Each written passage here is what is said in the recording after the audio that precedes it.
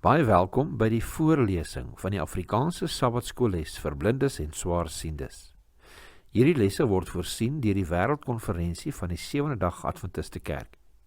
Die voorlesing van die les word aan u gebring deur SSL in samewerking met Adventiste Wêreldradio Afrikaans en word voorgeles deur Marlena Nel.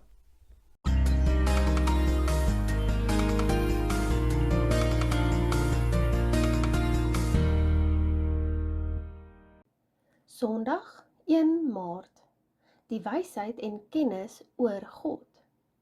Kom ons sluit die oë. Liewe Vader, vandag dank U ons vir U woord en die voorreg om dit te kan lees en bespreek. Liewe Heer, spreek asseblief tot ons vandag en vorm ons na U wil. Ons vra dit in Jesus naam alleen. Amen. Job het gevra in Job 28 vers 12, maar die wysheid, waar word dit gevind? En waar is die plek van verstand? Paulus antwoord in Kolossense 2 vers 3 in Christus, in wie al die skatte van wysheid en kennis verborge is.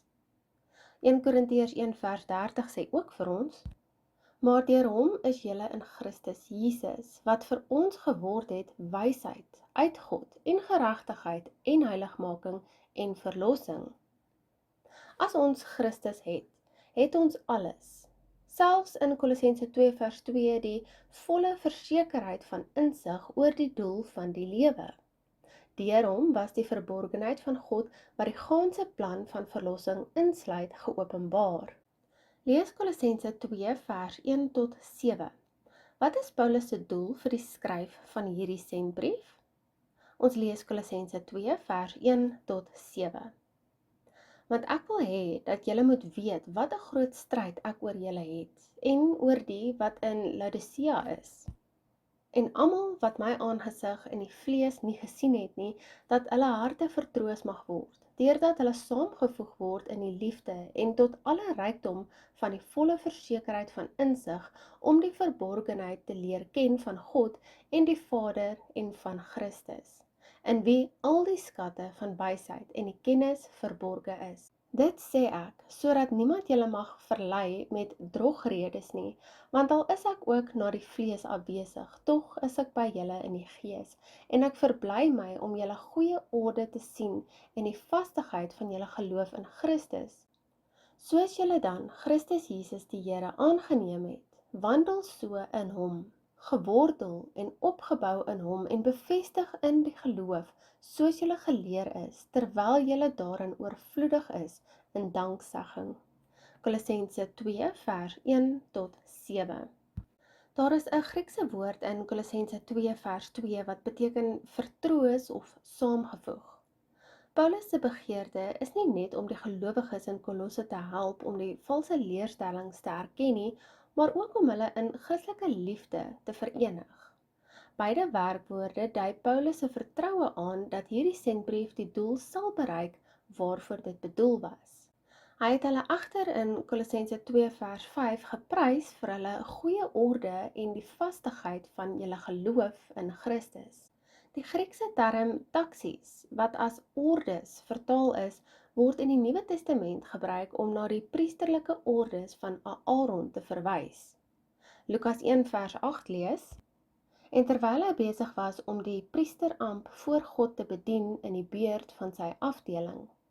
Hebreërs 7 vers 11 lees, as daar dan volkomenheid deur die Levitiese priesterskap was. Hebreërs 7 vers 11. En Melchisedek, voorbeelde is in Hebreërs 5 vers 6 en 10 wat lees, soos hy ook op 'n ander plek sê, U is priester vir ewig volgens die orde van Melchisedek en is deur God genoem 'n hoëpriester volgens die orde van Melchisedek.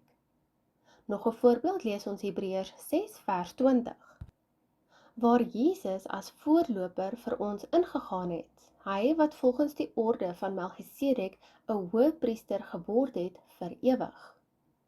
Nog 'n voorbeeld lees ons uit Hebreërs 7 vers 11 en 17. As daar dan volkomenheid deur die Levitiese priesterskap was, want met die oog daarop het die volk die wet ontvang, Waarom is dit nog nodig dat 'n ander priester moes opstaan volgens die orde van Melchisedek en dat hy dit nie volgens die orde van Aaron genoem word nie? Want hy getuig, U is priester vir ewig volgens die orde van Melchisedek.